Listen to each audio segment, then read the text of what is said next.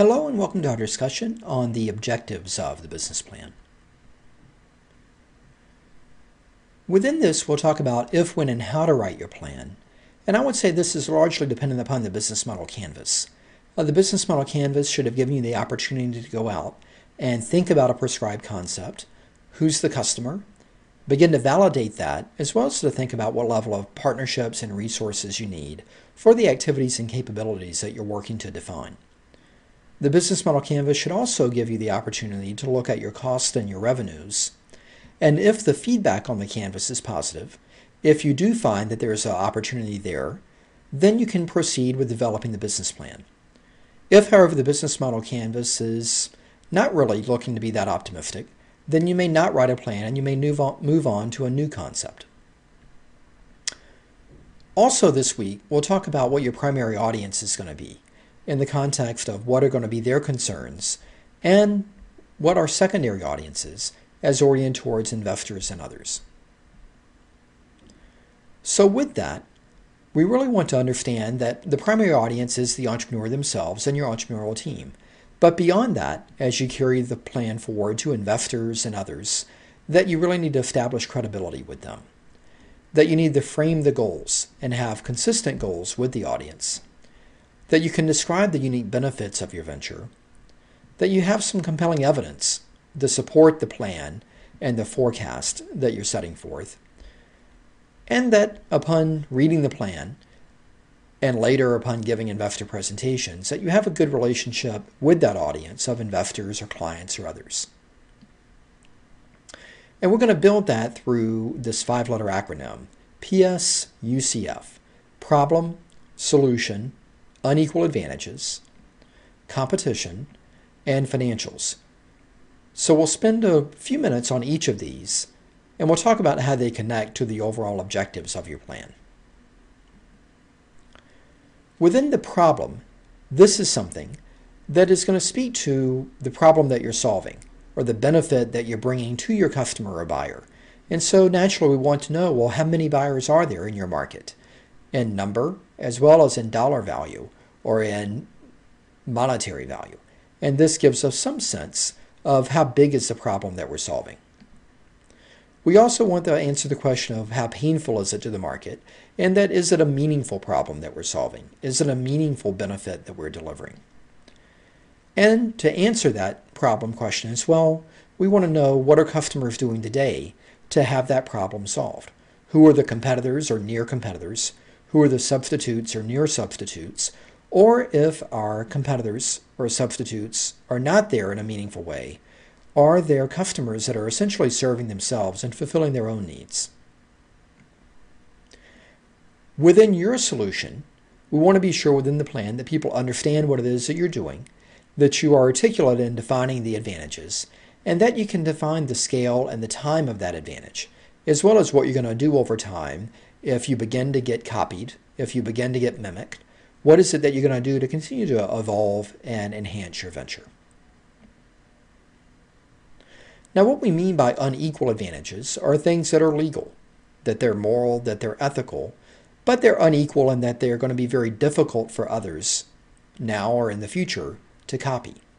It may be intellectual property in the form of patents and trademarks and copyrights and other things that you're able to secure a legal advantage or legal ownership over. It may be processes or positions that you're able to establish or have. It might be relationships that you have or that you can develop. It may be something in your marketing strategy. It may be something in your operational strategy. It may be something in how you are able to develop sustainably competitive price points by way of some access that you have. So in that way, the business plan hopefully encompasses one or more of these advantages that you have that are unequal to others now and in the future. We also want to be very honest about competition, and that there is always competition, I would argue, and that it may be an existing competitor, a new competitor, someone that may come along to try and replicate your success. And we want to recognize that competition is really anything that hinders sales. So what's going on in the market that may make people not purchase your product or service? And the business plan should address that. And then lastly, the financials. Within the financials, you want to answer how much money do you need to get the venture up and off the ground. And you may raise that in multiple phases, and we'll talk a little bit about that next week. But we want to be able to have a clean, clear answer of how much money do we need. We want to have a prescription for how we're going to use that money, for what time and purpose, as well as what are the major milestones, so what does that money let us achieve. We'd like to have financial forecast of typically 3 to 5 years. We want to have 3 to 5 years because it gives us the opportunity to build some momentum and traction in the market, for us to reach some economy of scale, for us to reach some level of reputation and revenues. But we don't want to necessarily go out to 7 years or 10 years because it gets to be a bit of a fantasy and a fiction when you're trying to forecast things out that far. So with that, we hope that within 3 to 5, you're able to really forecast revenues and what the revenue growth pattern is going to be and what the profits or path to profits are. And so in that way, 3 to 5 is typical of what you see within business plans. We also want to think about exit scenarios and recognize that while a lender may receive monthly payments to pay that money back with interest over time, investors own a piece of your company. You've essentially sold a share of your company to them, and they are not looking necessarily to pay you back what they invested with interest. They recognize that the company may go under, you may fail, and if they are an investor and a co-owner, then they share in that failure, and you typically do not pay investors back in most models. However, if the company is wildly successful, they may have wildly high returns, and they have been rewarded for their high risk that they've incurred by investing in your venture.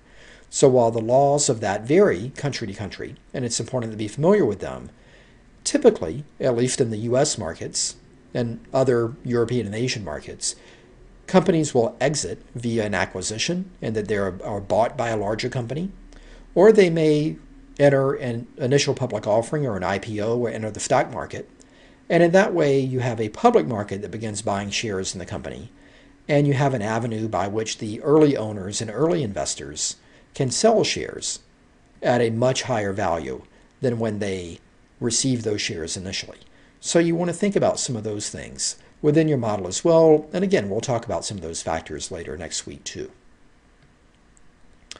So in summary, recognize that we have an acronym of the problem, solution, unequal advantages, competition, financials, and that these are geared towards things that will make our business plan unique and will make our business plan valuable. And to the extent that we're going out and we're trying to raise money from others, it will help us establish credibility, it will help frame our goals, it will help describe our unique benefits, it will give us a compelling and solid evidence to support the plan, and it will also help give us the groundwork to build a good relationship with our audience. Thank you.